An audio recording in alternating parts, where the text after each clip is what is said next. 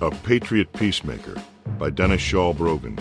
A story about two Marines, two brothers in arms, one from Walloon Lake, Michigan, and the other from the sovereign Onondaga Nation near Syracuse, New York. It's a tale about the fight and struggles of the 6 nations of the Haudenosaunee Confederacy and the Onondaga Nation for recognition of the treaties when the United States was born, of democracy and justice for Great Turtle Island, from the 1st District Federal Court in Albany to the federal courts in Syracuse, New York, to the United States Supreme Court and the Oval Office. Seth Longfield and Jake Owltree honor their oath to their nations. Will the United States honor those first treaties with the Haudenosaunee? Will the Onondaga Nation regain some level of oversight of their ancestral lands that by treaty are theirs? Find out today.